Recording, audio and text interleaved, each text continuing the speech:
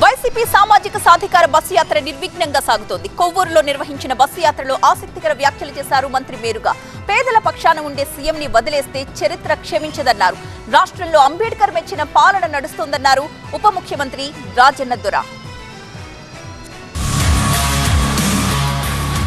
CM Jagan పాలనలో అన్ని వర్గాలకు సమన్యాయం జరిగిందని చాటి చెప్పేందుకు వైసీపీ చేస్తున్న సామాజిక సాధికార బస్సు యాత్ర నెల్లూరు జిల్లా కొవ్వూరులో జరిగింది.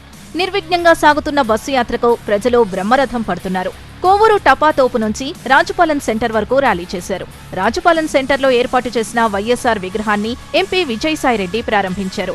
బస్సు యాత్రలో భాగంగా ఏర్పాటు చేసిన బహిరంగ సభలో స్థానిక ఎమ్మెల్యే నల్లపురెడ్డి ప్రసన్నకుమార్ రెడ్డి, మంత్రి మేరుగ నాగార్జున, ఎమ్మెల్యే అనిల్ కుమార్ యాదవ్, మీడియా సలహాదారులు అలీ, పలువురు ప్రజాప్రతినిధులు పాల్గొన్నారు. ప్రజారంజక పాలన చేస్తున్న ఏకైక ముఖ్యమంత్రి జగన్ అని చెప్పారు మంత్రి మేరుగ నాగార్జున.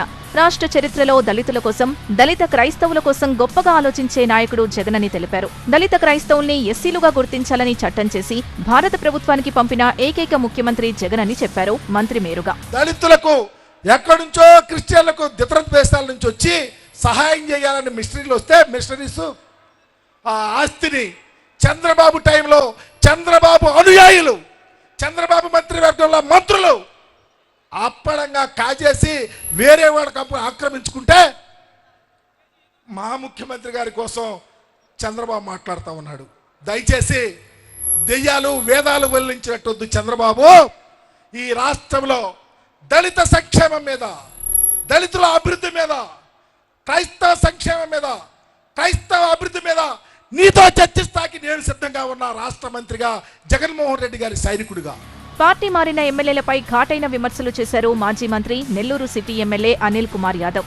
ఉమ్మడి నెల్లూరు జిల్లాలో తమ పార్టీకి పనికిరాని 3 ఎమ్మెల్యేలను జగన్ తీసేస్తే వాళ్లను చేర్చుకున్న పనికి మాలిన పార్టీ టీడీపీ అంటూ విమర్శించారు అనిల్ కుమార్ యాదవ్. మా జిల్లాలో ఎవరెవరిని చెప్పినప్పటికీ, ఎవరు ఎన్ని కారుకూతలు కూర్చున్నప్పటికీ ఏమీ కాదు. ఈ జిల్లా వైసీపీ అడ్డా, జగన్ అన్న అడ్డా. పాత అయితే 10, కొత్త అయితే 8 డంకా బజాయించి గెలుస్తామని చెప్పి తెలియజేస్తా ఉన్నా. మరోవైపు కొవ్వూరు నియోజకవర్గం రాజుపాలెంలో సీఎం అభివృద్ధి ఫండ్ కింద 1,70,00,000తో ఏర్పాటు చేసిన సెంట్రల్ లైటింగ్ ని విజయసాయిరెడ్డి ప్రారంభించారు.